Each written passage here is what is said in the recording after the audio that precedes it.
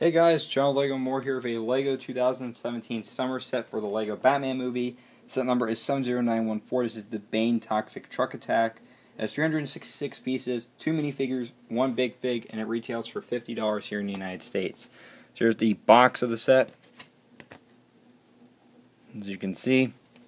And we also have 2 instruction manuals for the set, which is pretty interesting. You get 2 of them. And we get an ad for DC Superheroes, which is the 2015 figures, which is really kind of outdated a bit because those sets are long gone retired.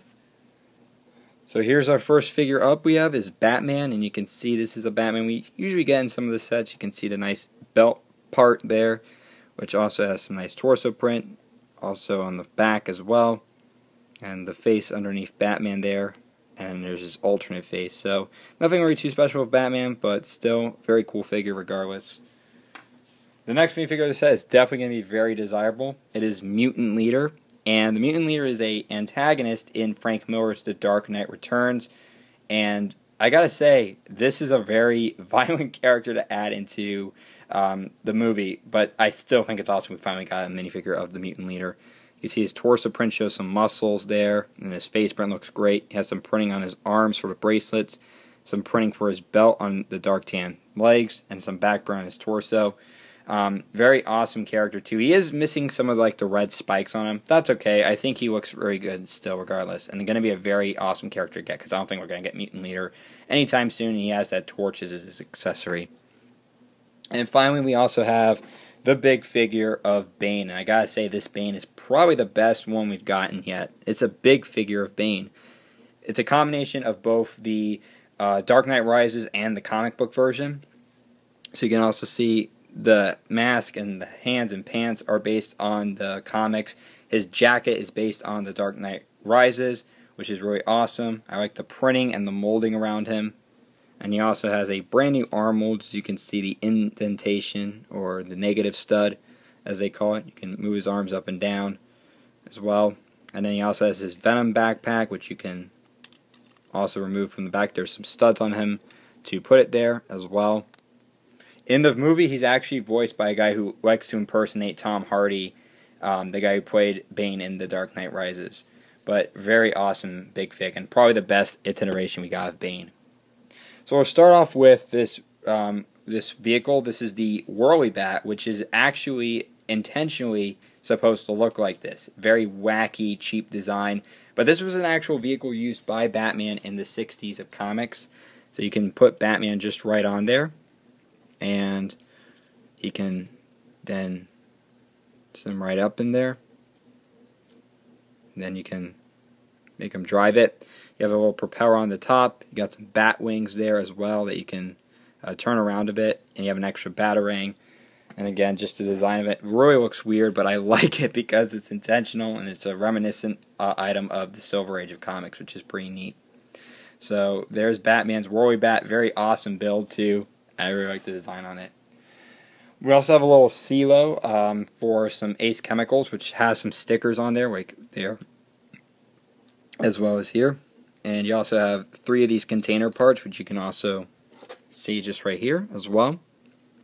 And what you do is you can remove it from the top as well if you want, but of course you put it here. And what happens is you push this down, you can launch it out. So this is a really cool play function. You can just launch out containers of chemicals and venom, which I think is a pretty neat little action feature. So now let's move on with Bane's truck design, which looks really neat as well. I like the orange color since it's one of my favorite colors. You do get some of the details on here, which are all stickers, and I also like how they use Ocito, who was Bane's teddy bear growing up as a child, as the stickers on top. You have a nice little engine right there.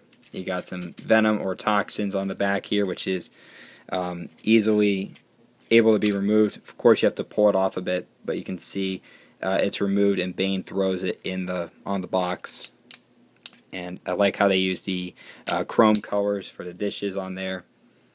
You also have some tire suspension, which can move on the back tires. The front one really can't, but you can move it easily, go up and down. You also have a stud shooter there, which also displays some of those brick-built bullet pieces. And you also have 3 extra of those builds as well, as you can see right there. And it also has that nice printed magnifying glass piece, which was also used as part of the Phantom Zone projector in the Arkham Asylum set.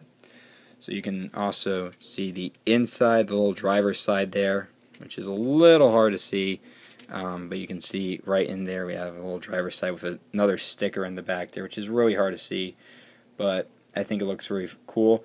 And obviously you can put the Mutant Leader right there as well. Once you do, he goes right in there. It's a little tough to get him in there, but once you start working with it, there we go. He fits right in there. So Mutant Leader's right there, helping Bane drive this thing. And what you can do is you got some fence around there too. You can put Bane right on the studs right here, so he can grab on and he can grab the cannon, which you can fire as well, and you can fire at will if you like. So they are a little tough to put the studs on this one, which I don't understand why they're so hard, but again, you can see also the lights in the front, and again, just the design overall looks really good. I just like the detailing on this thing. So that is it for the Bane Toxic Truck Attack. Overall, my thoughts for $50. It's a little overpriced, honestly, if you ask me, but I think there are some reasons, namely because it uses bigger pieces that you normally don't get, and plus the Bane Big Fig is such a special mold. I think that's also another reason why the set is a little expensive.